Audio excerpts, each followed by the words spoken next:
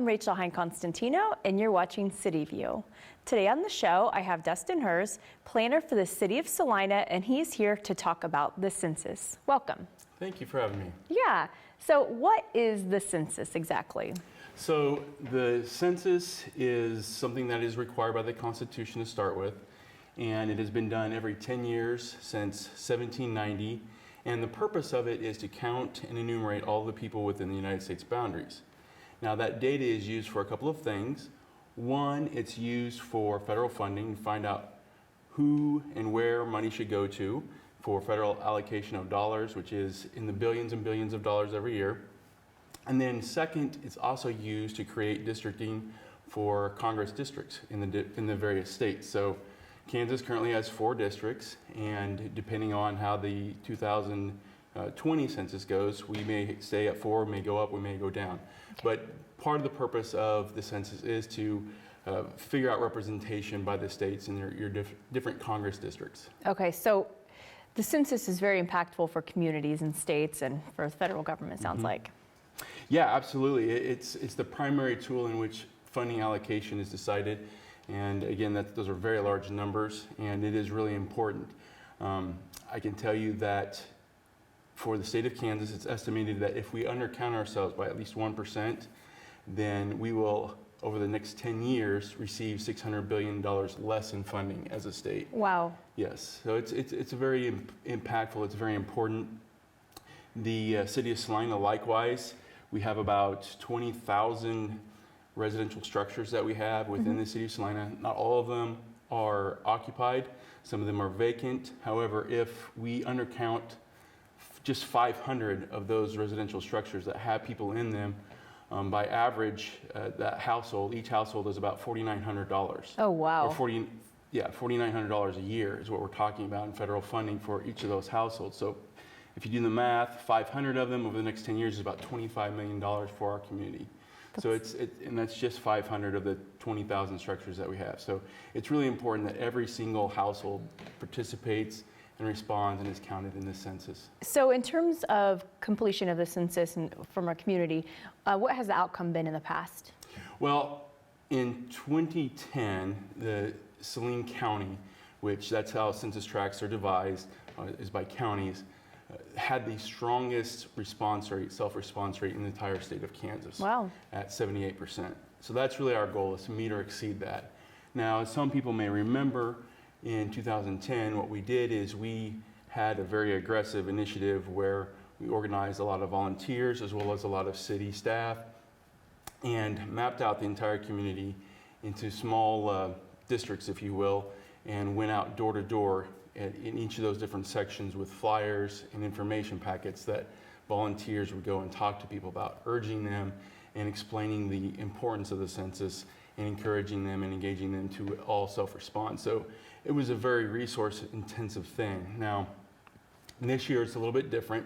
We're very fortunate that when we developed our action plan as the Complete Count Committee, with your help, of course, we developed a very aggressive social media campaign, leveraging a lot of resources that we have in terms of technology that weren't as prevalent in 2010. And for that reason, we are one of the top 5 counties, Salina County that is, in the state of Kansas. And we are currently, as a county, over 70%. So we've done really well. One thing we have noticed, and we will need some help on, is that in areas of North Salina, not everybody has internet. There are areas in those neighborhoods where not everybody has internet, and really that's been our campaign, which has served us well throughout the pandemic, because with social distancing, we weren't able to do a lot of the other activities and the face-to-face initiatives that we had originally planned, but the social networking has really carried us, except for those areas where they don't have internet. So North Salina is an area where if you live there or if you have friends, we could really use your help in encouraging people, encouraging your friends to participate and self-respond to that, to the census. And something else that we've been working with is the library. And when they get back up in operations, we are going to try to schedule an event, create an event where they can help people, assist people that maybe don't have internet to respond through the internet. Because there are a number of ways. Sure. And I should mention this because I didn't earlier. This is the first census in which internet responses are part of a way to respond. In the past, it's always been paper mail that you just fill out and you mail back in, or a telephone. So there's still paper, there's still telephone, but this year they also is internet, which is really what they're pushing for because it's very effective and efficient. It's an efficient way to gather that information and that data. So that's really what we're pushing for. And the census doesn't take too long to complete. I was surprised. I think it took me maybe 10 minutes. Yeah, it's probably 10 minutes or less now. I mean, I have a bit larger family, so it takes Sure. a little bit yes, longer. Yes, but, yes. but yeah, it's really just a few short questions and about where you live and who all lives at that residence. And that's really about it. There's not much more to it. You have a code that you plug in that they mail you in the mail that identifies your residence, and that gets that's how you log in to take the census. Now, something else that's important to mention, because there are people that get curious about how is this used and that kind of thing. How is this data and information used? And it's used by a lot of different people. It's used by the government, obviously, to allocate federal funds, which is our large amounts of money, and why it's really important for districting purposes, as we mentioned. Those are the kind of the constitutional reasons for it. But in addition to that, private companies and nonprofits also use this information and this data. They use this information to figure out where they want to have their businesses. They use this data to figure out if this community has enough of a workforce.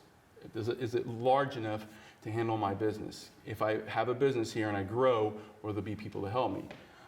Likewise, in the retail and restaurant sector, which we deal a lot with in development services, dealing with new businesses, one thing that they're always interested in is what is the population numbers, because I want to know if there's enough people to make my restaurant successful or make my retail store successful. Now, we're very fortunate that given our location with the two major interstates, we have the third largest trade capture area in the state, which is really beneficial, but people still want to know, those business owners and those businesses still want to know, is there a population here for my business? Same thing with nonprofits. They're looking at, we provide this service, what populations and what communities need this service? If we identify as a nonprofit that this community needs this service, then we can maybe look at them on our hierarchy of important places to be in our priority list and maybe locate there, which helps us get additional services. So there's a lot of economic and social impacts that result from the census. Now, earlier we were talking about how you respond and the importance of it, but it's also important to know that there are some scammers out there. And if anybody is asking for social security numbers, they're not with the census. If they're looking for bank information or bank numbers, they're not with the census. The census doesn't ask for that information, or any kind of money or donations or affiliated with any kind of party, a political party. Those aren't census questions. The census is really about you as an individual and where you live and how many people live there, so that we can figure out where the population is. That's really what we want to do, is just figure out where the population is. And that information is all protected by Title 13 requirements. And what that means is nobody can access that information or that data. Even law enforcement agencies cannot access that data. Legally, it is completely confidential. It is locked in basically a census tract, so you can figure out information or data by census tract, but you can't actually pinpoint a single person in that data, because census tracts are tracts of land that rarely ever change. If they do change, they change very slowly. They're tracts of land that consist of between 1,200 and 8,000 people, and if the population grows beyond 8,000 in that census tract, then that census tract would be split. If it drops below the 1,200, then what they'll do is they'll combine it with another. And so it's enough population there where you can't figure out a single person, but it's small enough that it has geographical relevance, which is what they're looking for, is geographical relevance. Okay, so in terms of misconceptions of who can participate. Right. So the people that are asked to participate are those that live in the residence. So if you own a property, you're going to receive a packet in the mail that's going to correspond to that single location, because it's very, again, it's to figure out how many people live in a geographic area. And that residence will have a code that you plug into your computer if you're doing the online, or if you just fill out the sheet and mail it back in, that's also an option, or the telephone. You can call back in on the telephone and give this information. But what it's asking for is how many people live at that location. And that's really what they're looking for, is how many people live at that location. So when you own the house, you do that. If you are a tenant, you're also going to receive that because you're going to receive the mail. So you do it as a tenant as well. So Okay. and the idea is to figure out where people were on April 1st of 2020. Because April 1st is Census Day. Even though we're past that, where were you living as your permanent residents on April 1st? Now, in the case of some transient populations like students, it's where did you live the majority of the year?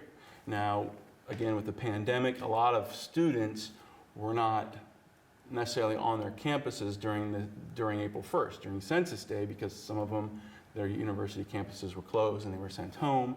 But what they're supposed to do is report that they lived either, let's use our major universities here in Kansas. I'm a student at K-State. I lived in Manhattan. Okay, that's where I register as my residence as that date as my primary residence throughout the year of this last year cycle.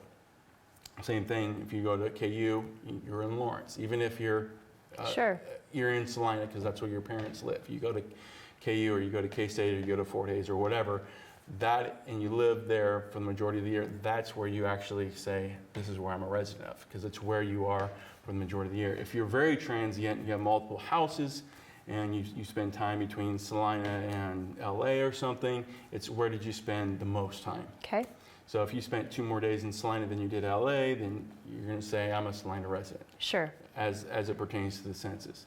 Now, some of those other hard to count populations like nursing homes and homeless shelters, the census will have people that will work directly with those institutions and those organizations to try to count those. So those institutions are covered by census professionals that are going to be working with them to try to count those tough to count populations. Now, if you have a really rare situation like it's confusing. I'm really kind of up in the air on where I live on any given time. I don't really know where I'm supposed to count. You can call us at the City of Salina, and that's a 785-309-5720 number, or you can contact the Census Bureau and they will help you as well. Okay. And if someone wants more information online, they can visit the Census website. Exactly. So the Census does have a website. They have a 2020census.gov. That's the website for their census information. You can find out more information. You can learn from questions that people may have or other resources that they have on the site. And you can also respond directly from there. There's a link that takes you directly into their response portal, which will help you log in and self-respond for the census.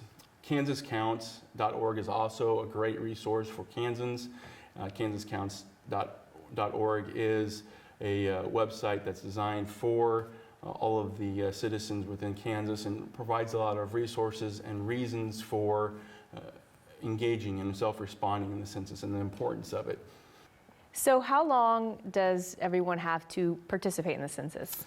Right, so the census started mailing out information in the middle of March with the goal of people participating as soon as they can. Obviously, the sooner the people respond, the better.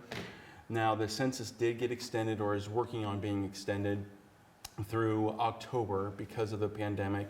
A lot of times when we do a census, there's a number of things that are happening. One is self-response from the citizens within the country and state of Kansas and Saline County and Salina.